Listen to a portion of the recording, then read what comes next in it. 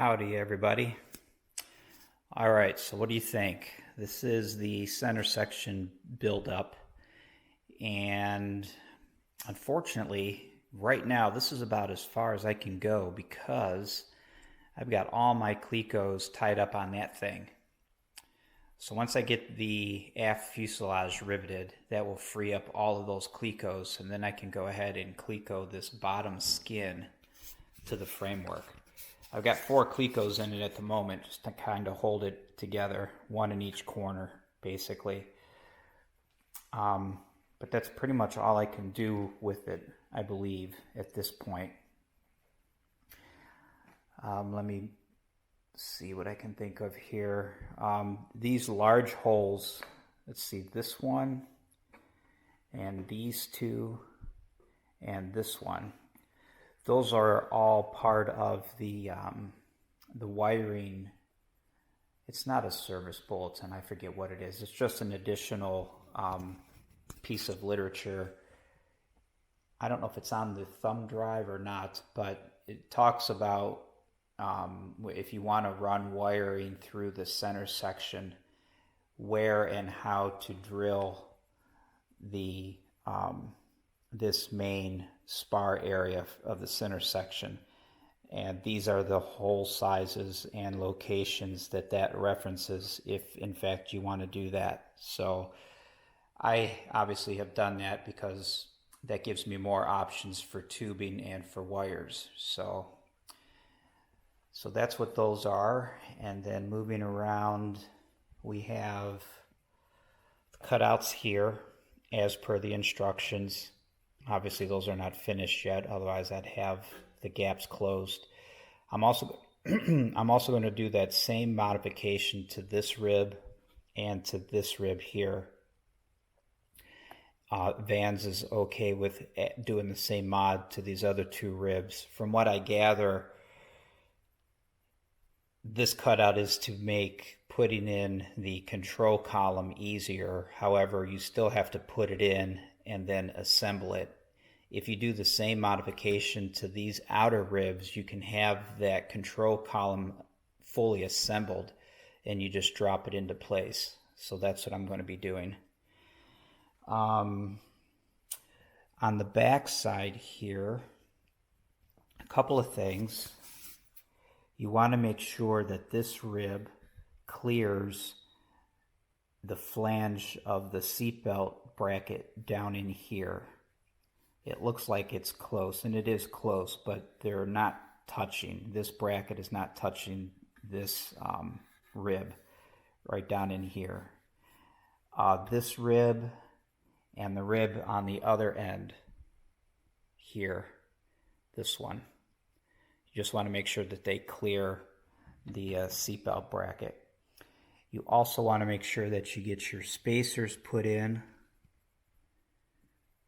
These spacers that you made originally, earlier on in the build, make sure you get those in and make sure you get them clocked so they're nice and square vertically with the flange.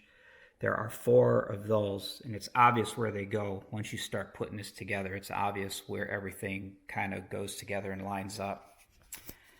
There are also the holes for the bushings here.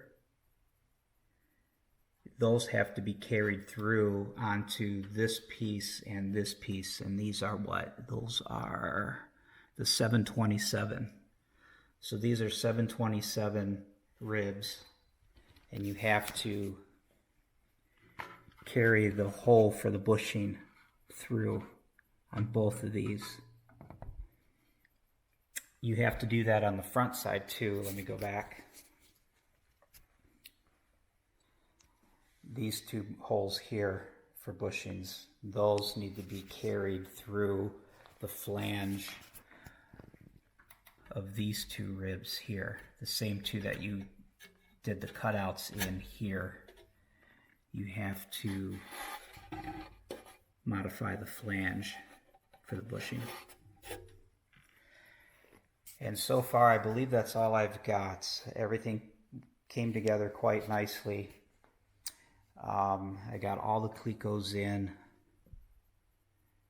and there are nothing is interfering with anything else like the seatbelt brackets that I just talked about. So this is ready to roll. If I had Clecos, I'd go ahead and Cleco this entire skin in place.